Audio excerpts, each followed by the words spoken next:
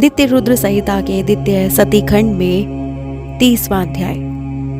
दक्ष यज्ञ में सती का योगाग्नि से अपने शरीर को भस्म कर देना, भृगु द्वारा यज्ञ कुंड से ऋभुओं को प्रकट करना, ऋभुओं और शंकर के गढ़ों का युद्ध, भयभीत गढ़ों का पलायित होना।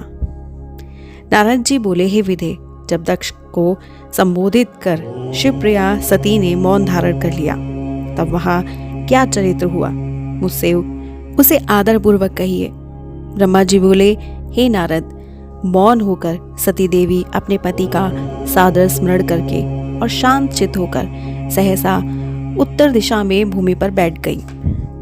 उन्होंने विधि पूर्वक जल का आचमन करके वस्त्र ओढ़ लिया और पवित्र भाव से आंखें मूंद कर पति का चिंतन करके वे योगा अग्नि मार्ग में प्रविष्ट हो गई।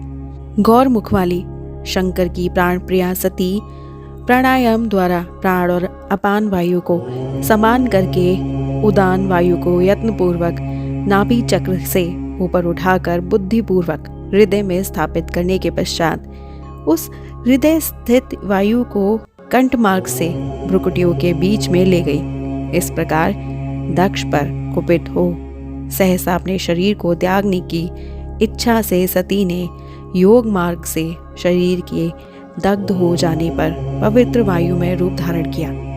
तदंतर अपने पति के चरण का चिंतन करती हुई सती ने अन्य सब वस्तुओं का ध्यान भुला दिया। उनका चित्त योग मार्ग में स्थित हो गया, इसलिए वहां उन्हें पति के चरणों के अतिरिक्त और कुछ नहीं दिखाई दिया। हे मुनि श्रेष्ठ, उनका निष्पाप शरीर योगाग्नि में गिरा और उनकी इच्छा के अनुसार अग्नि से जलकर उसी क्षण भस्म हो गया। उस समय वहां आए हुए देवता आदि ने जब ये घटना देखी तो वे बड़े जोर से हाहाकार करने लगे। उनका वो अद्भुत, विचित्र एवं भयंकर हाहाकार आकाश में और पृथ्वी तल पर सर्वत्र व्याप्त हो गया।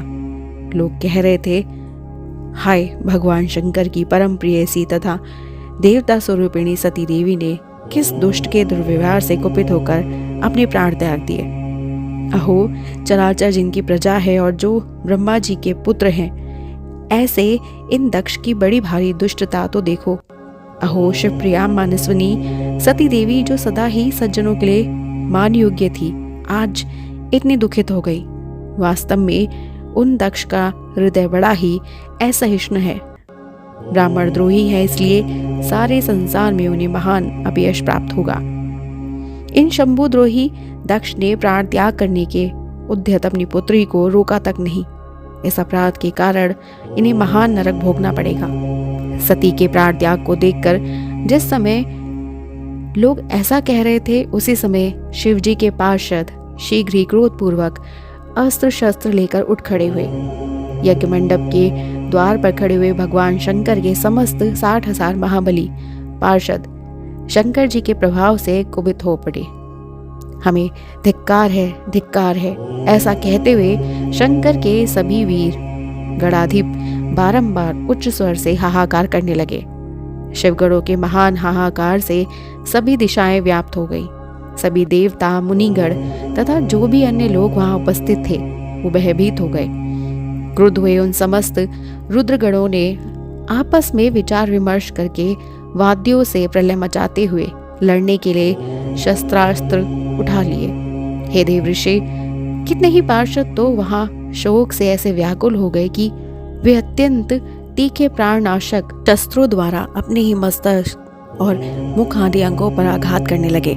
इस प्रकार 20,000 पार्षद उस समय दक्ष कन्या सती के साथ ही नष्ट हो गए। वो एक अद्भुत सी बात हुई। महात्मा शंकर के जो गण नष्ट होने से बच गए, वो क्रोध युक्त होकर दक्ष को मारने के लिए हथियार उठाकर खड़े हो गए। हे मुने, आक्रमणकारी उन पार्षदों का वेग देखकर भगवान भृगु ने यज्ञ में विघ्न डालने वालों का नाश करने वाले अपहता असुरा रक्षासी वेदिशदय इस यज्ञ मंत्र से दक्षिणाग्नि में आहुति दी। भृगु के आहुति देते ही यज्ञ कुंड से ऋभु नामक हजारों महान देवता जो बड़े प्रबल वीर थे वहां प्रकट हो गए। हे मुनीश्वर, हाथ में जलती हुई लकड़ियों को आयुध के रूप में धारण करने वाले उन सभी के प्रथम गणों का अत्यंत विकट युद्ध हुआ। जो सुनने वालों के रोंगटे खड़े कर देने वाला था। उन ब्रह्म तेज से उत्पन्न संपन्न महावीर रघुओं के द्वारा सभी ओर से मारे जाते हुए प्रथमगढ़ बिना अधिक प्रयास के ही भाग खड़े हुए। इस प्रकार उन देवताओं ने उन शिवगढ़ों को तुरंत मार भगाया। ये अद्भुत सी घटना भगवान शिव की इच्छा रूपी महाशक्ति से ही हुई थी। उसे देखकर ऋषि, इंद्र आदि देवता, मरुदगढ़, विश्वदेव, दोनों अश्विनी कुमार और लोकपाल चुप ही रहे। कुछ लोग सब ओर से वहां भगवान विष्णु से प्रार्थना करते थे और उदाग्नि को बारंबार विघ्न निवारण के लिए आपस में मंत्रणा करने लगे। प्रथमगढ़ों के नाश होने और भगाए जाने से जो परिणाम होने वाला था उसका भली भांति विचार करके उत्तम बुद्धि वाले विष्णु आदि देवता अत्यंत उद्विग्न हो उठे।